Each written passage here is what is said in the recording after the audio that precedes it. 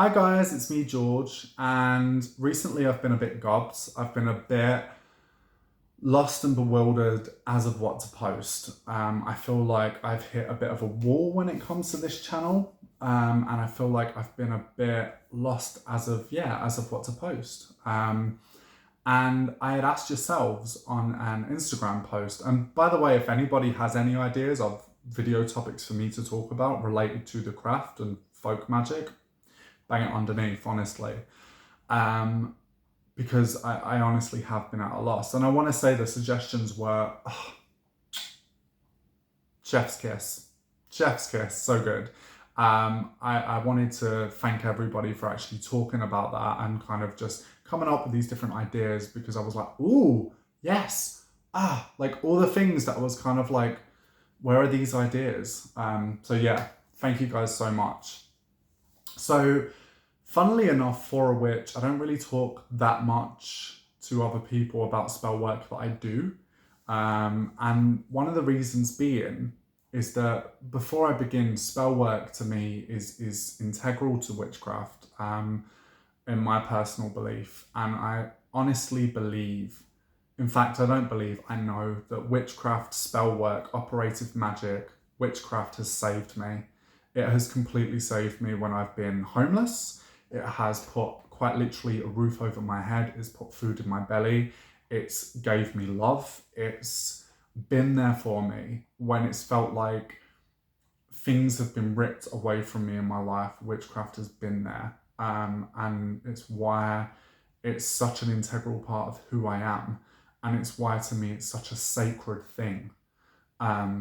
And I think because of that, because of the relationships I have with some of the spirits I work with, familiar spirits and allies that I work with, and the land spirits, and I don't really speak about it that much because sometimes it feels that's just between me and the spirits I work with. You know, sometimes if I do a work-in, I'll take a picture of the majority of work-ins I do, I'll take a picture or a video.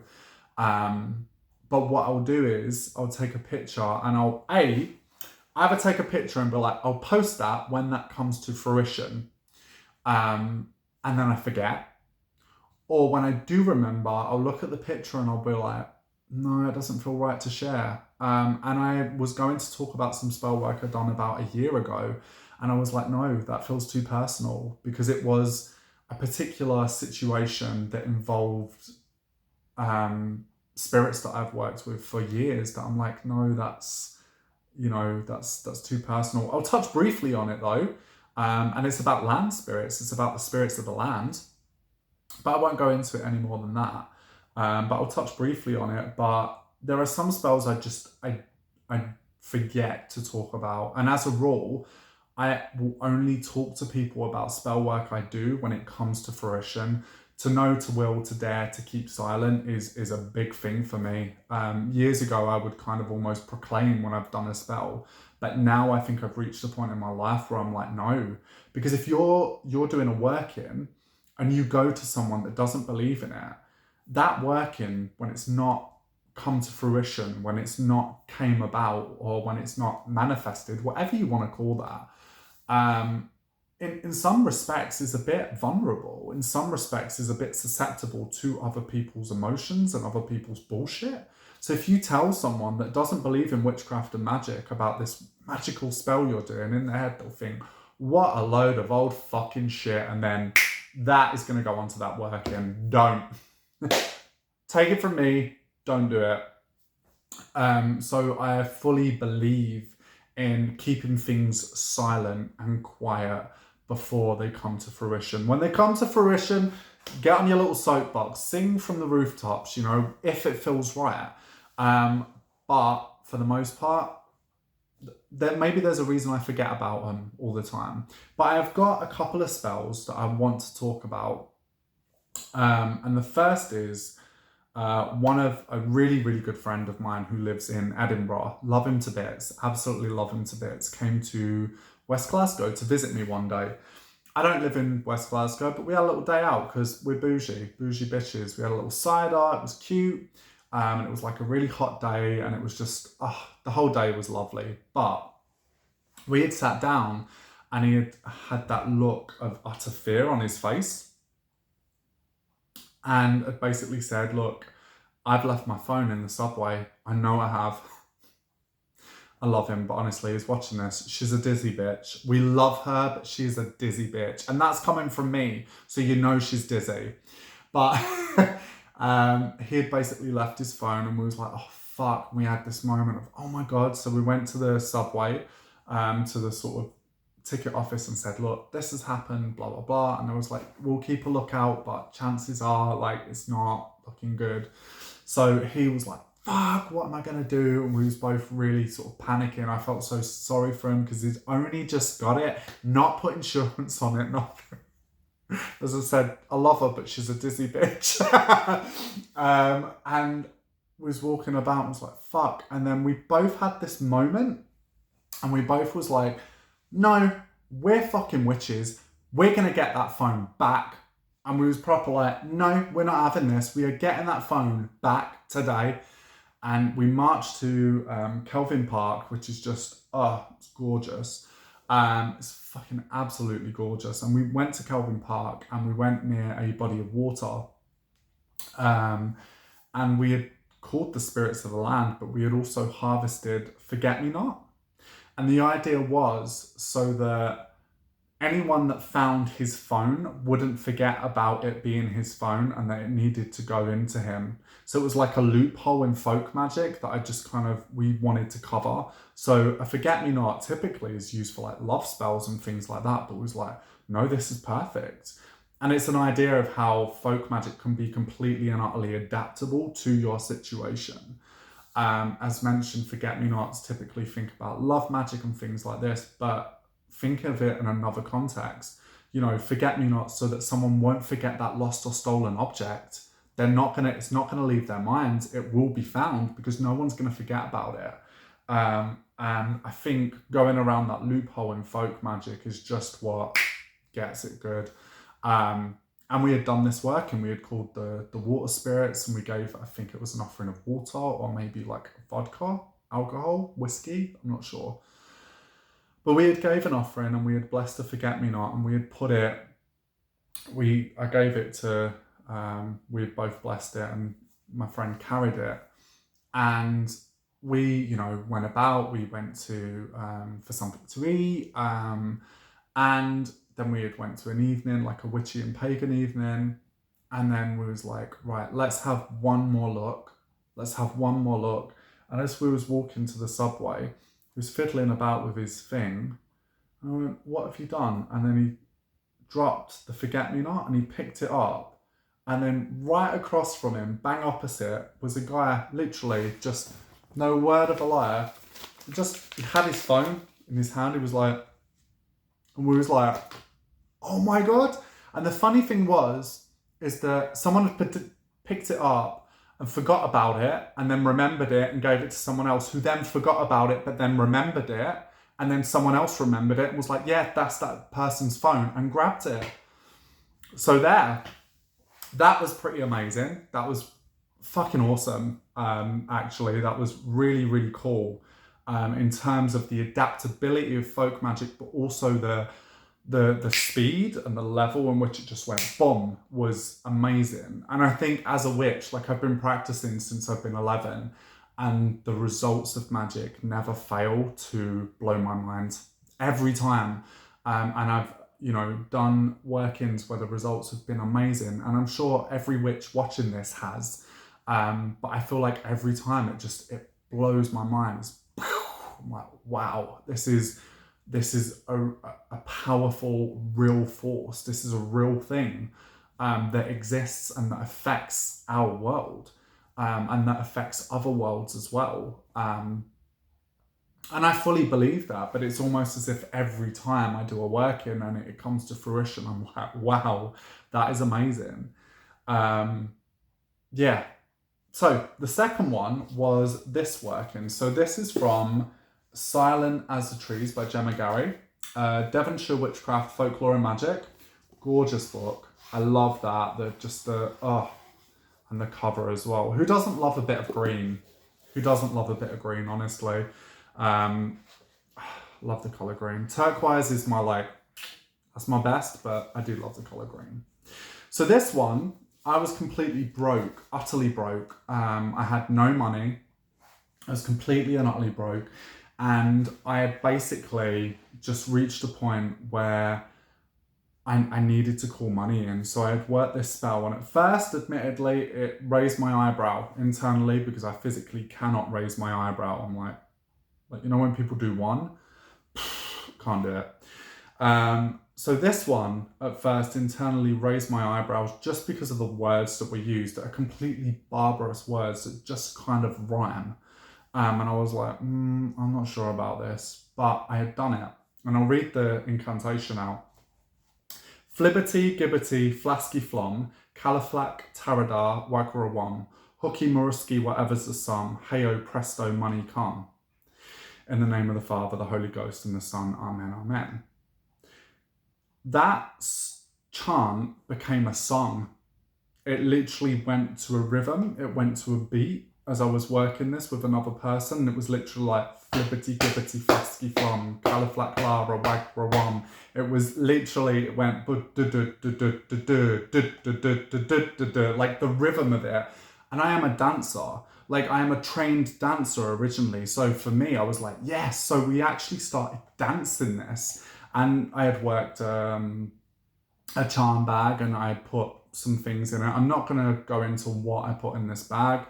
I'm very keen on working with the Seals of Solomon. I've worked with them for years, so you get the picture.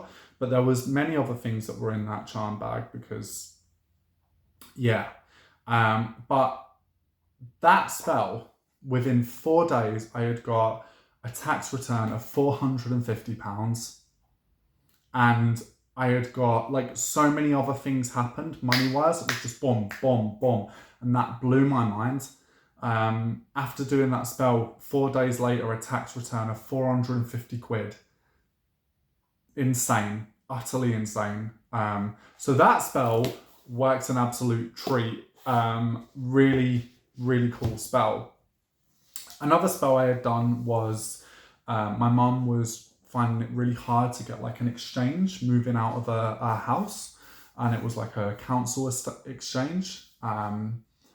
And basically, she lived in a really, really rough area, a really dangerous area actually, where I am originally from.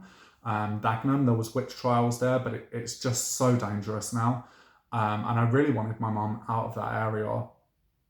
I had moved out when I was 17 to Manchester, so yeah, I hate the area, it's horrible.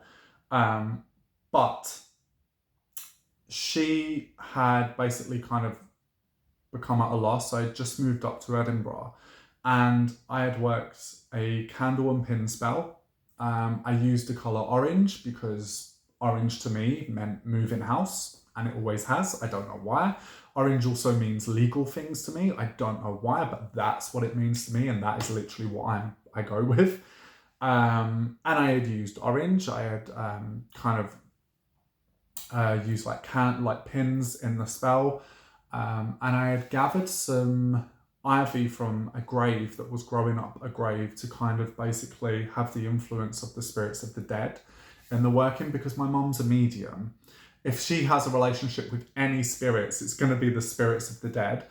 So that would make sense. And I had done it, and 1 week later, she had got an offer in and they exchanged. And within, I think it was like literally a couple of weeks, if that, she had got her exchange and she now stays in East Anglia. Yeah, so that was really lovely. That was really, really nice. Another spell I done, a naughty spell I done, 2 naughty spells I done actually, was, so I had an ex.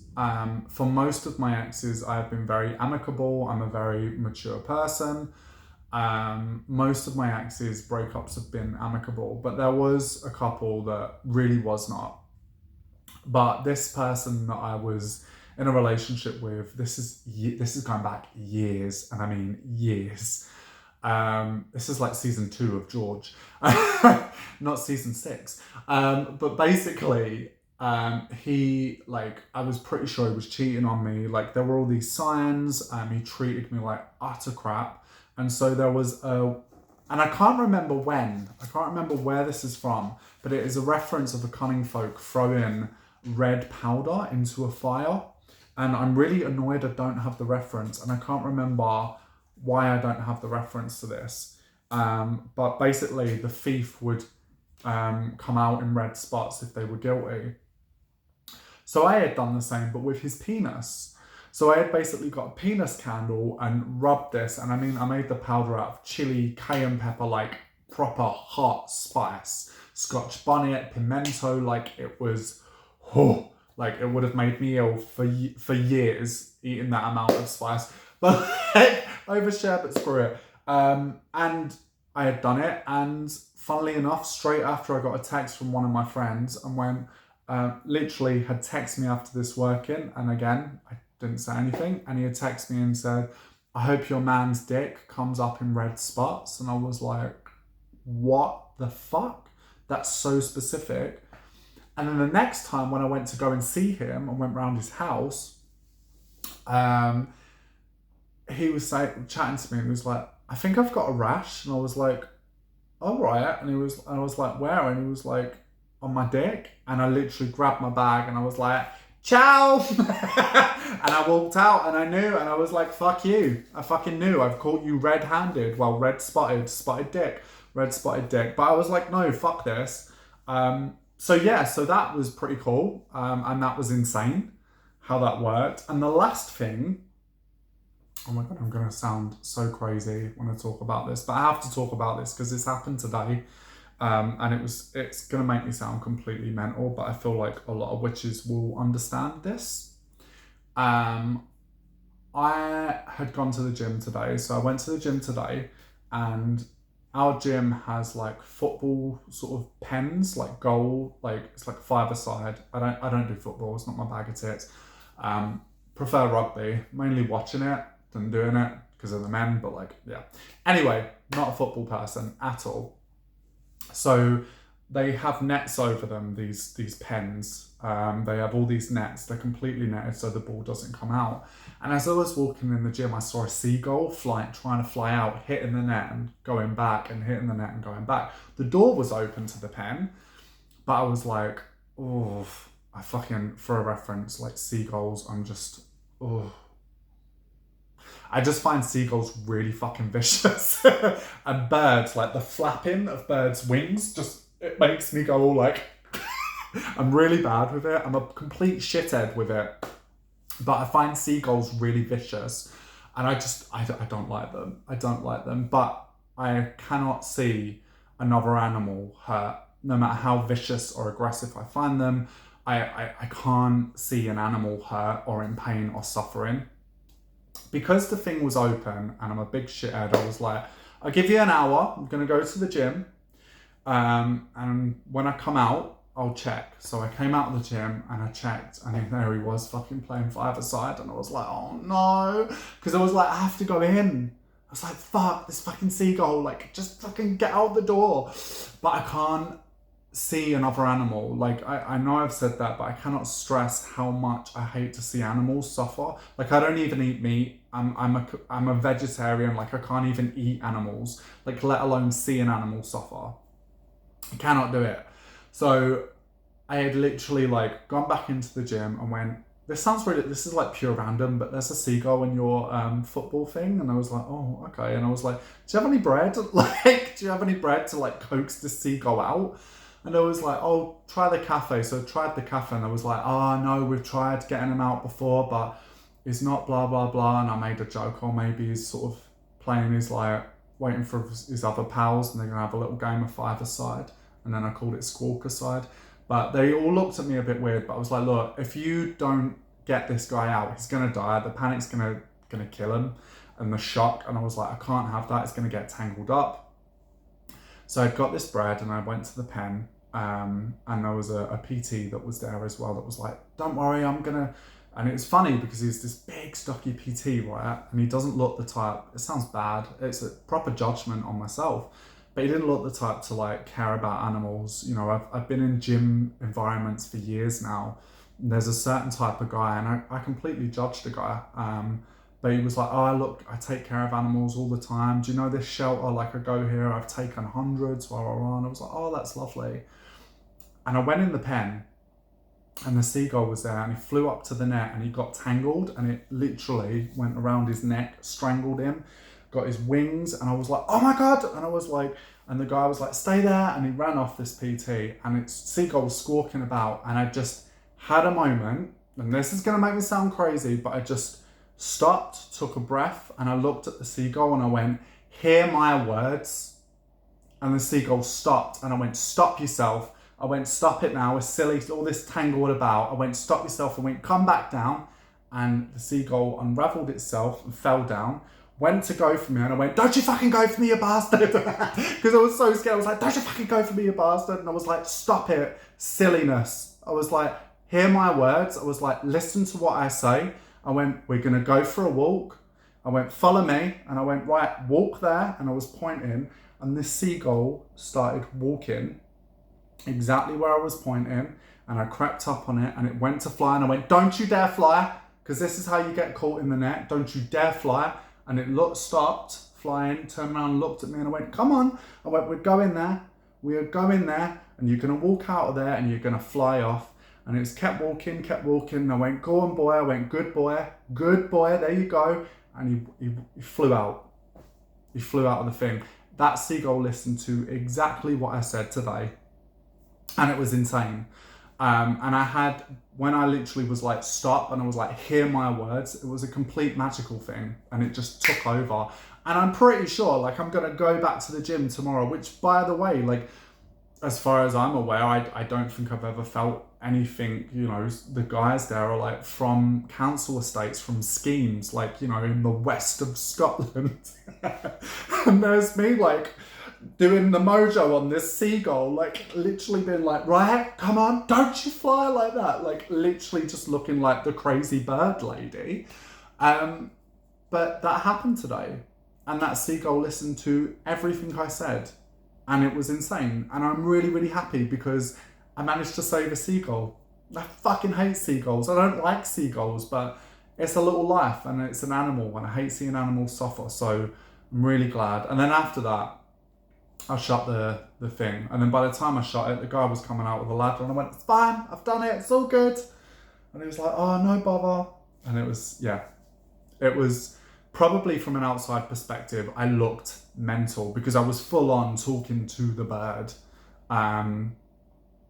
But yeah, but I'm happy, and it's weirdly made my day because I know that that was magic. I know that that was a spell, that was a working that I done. I've never done anything like that before, but it worked, and it just took, it was like it almost took over as it was happening. So yeah, that is a very long video, but I'm sure I'm overdue a long video, right?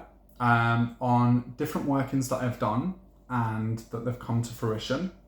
If anybody, as mentioned, has any ideas, any more ideas about this, please let me know. Like, post underneath the comments, because honestly, Auntie George is dry. She hasn't got any creative juices, babe, when it comes to this channel, so give me something to talk about.